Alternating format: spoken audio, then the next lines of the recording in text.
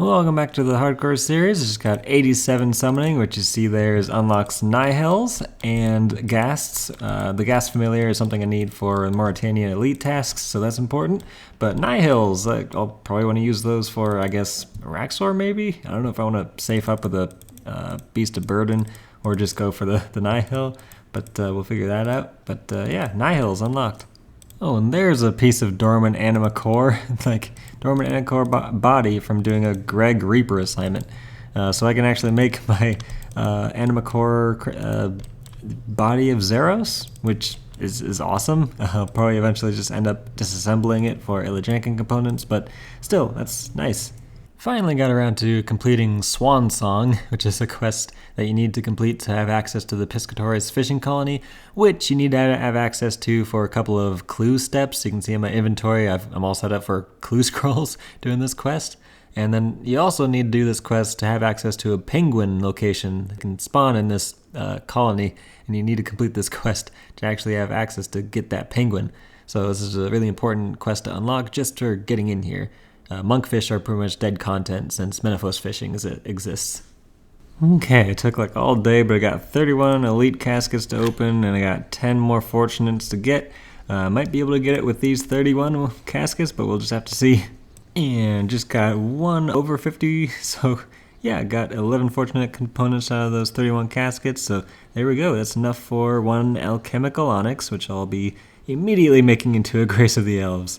And here we go, crafting the alchemical onyx necklace, and then it's like enchant onyx to make that into a Grace of the Elves, which is just such a huge item to get. Like, it's like they try to put a bunch of skilling benefits into a necklace slot item. They just cram-packed all of their ideas into Grace of the Elves. So yeah, that's gonna make archaeology like way more AFK.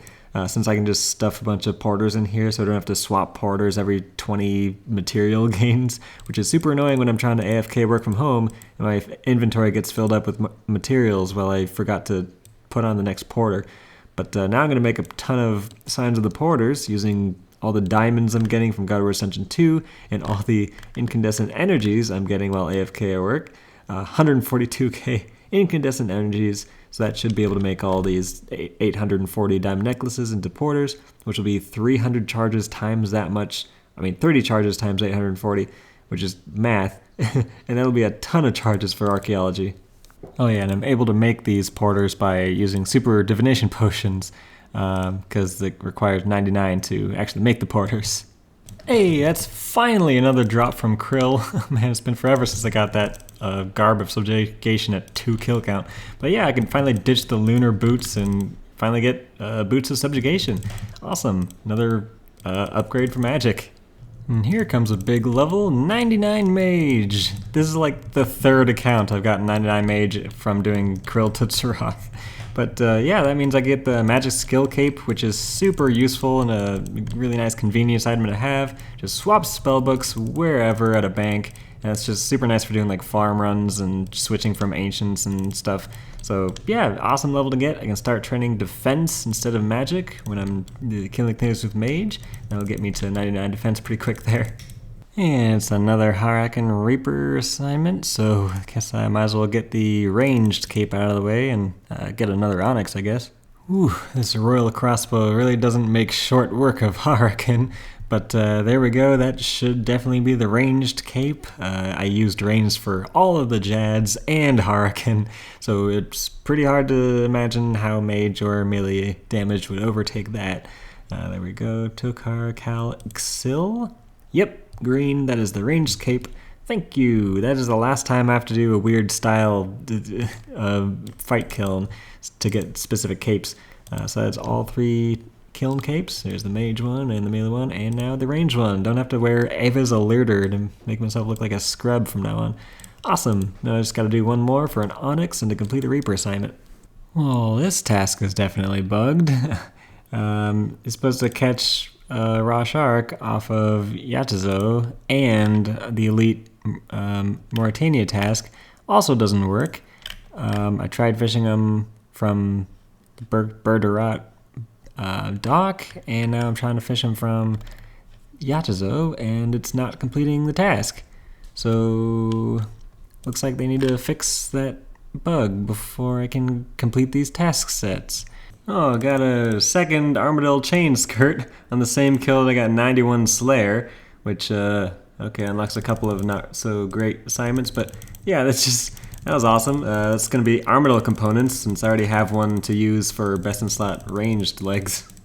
Are you kidding me? The first kill into this Nightmare Creature Slayer assignment, and I get Nightmare Gauntlets. What?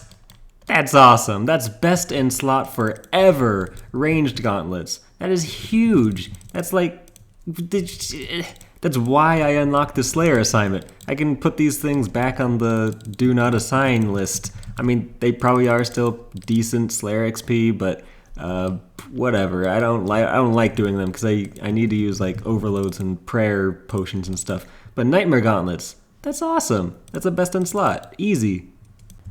Oh, and if you're wondering by the kill count, that was only at like 300 kill count of Nightmare Creatures. There's a 1 in 2,000 drops on task.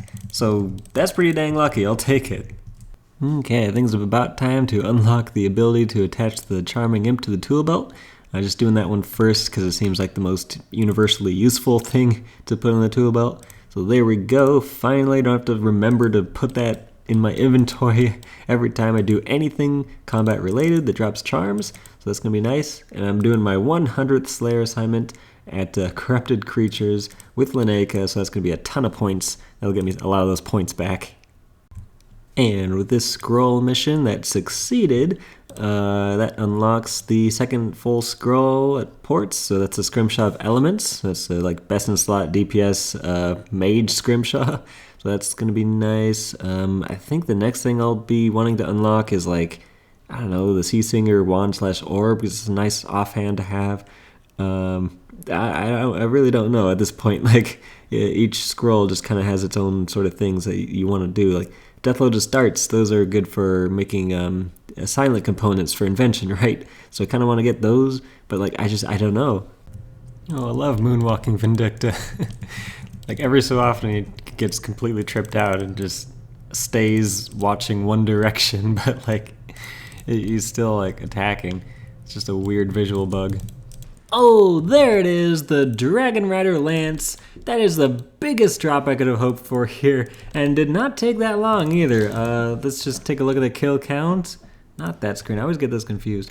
Let's see, Vindicta and Gorvek, 144 kills, both the Crest and Dragon Rider Lance, and just 144 kills. What's the drop rate? 128, 256, something like that. But that is the biggest drop on this account so far. I mean, it unlocks Araxor, I guess? Like, I want to wait until I get the Scrimshaw of Vampirism for Araxor, but this one's going to make Hellweir a lot better. It's something I can augment. That's a melee weapon. That's tier 90 accuracy, tier 80 damage. Like, this is a big drop, and it's super lucky to get it at 144 kill count. Like, I'm glad I didn't go super dry on that. Awesome. Finally got around to just getting the Goblin Warpaint's relic power, or the relic, so I can offer it here and get the Fury of the Small, which is a really good relic power to have for PvM. You get 1% more adrenaline for basic abilities and auto attacks, I think, so it's a really nice adrenaline gaining ability. It's finally time for the dang Premier Club update, so I can get rid of these dang bonds that have been taking up bank space, precious bank space. Speaking of, you get 100 free bank spaces from just getting in the Premier Club Gold or whatever. So there we go, 20 bonds for a full year of membership. Let's go ahead and get this package. It's such an awkward disadvantage to be had when you don't have Premier Club membership on an account like halfway through the year. But there we go. I get the Premier Club artifacts, just a bunch of bonuses and whatnot. And then it should have 100 more bank spaces. There we go. I was right up on the bank space limit right there. And I've been like, I had to purchase a few like bank space boosts like throughout this account just because like I had too many items in here. Like on an Ironman, you have to hoard like everything. These pieces of cheese I'm going to need for a quest or two, so I don't want to drop them. I got to keep them. And then, yeah, I figure I'm not going to continue membership on PubStop because I haven't even, like, played on that account for, like, months. So I figure that'll help out my mains cash stack, which has been supplying bonds for both of these accounts all this time. Oh yeah, another huge thing about getting Premier Club, I can get a legendary pet, like finally. Like with legendary pets, you can have them pick up drops for Slayer, which is a super annoying sort of pay-to-win situation there, but it's just something you can get and have an advantage by getting a legendary pet. So Blood Pouncer is what I got on Pub Stomp, so I figure I'd just get that on this one as well. Now I don't want to summon the Lorehound. I want to open Pets interface, legendary pets, Blood Pouncer. So there we go. I can have them pick up drops for Slayer, which is, yeah, again, just kind of depressingly pay to win, but the situation that this game is in. Ooh, I've discovered the pincers region, so now I can seek stainless steel. That took forever, and it's going to take even longer to get to the next zone, but stainless steel, sweet. And there's 85 Hunter, which finally unlocks one of the Tier 2 Big Game Hunter dinosaurs. God, I've been stuck just doing the Tier 1 Big Game Hunter dinosaurs for so long now, hunting that second Dragon Mattock for the Mattock of Time and Space. It was going to be super nice to go on to Tier 2 dinosaurs, because that's a lot better XP per hour.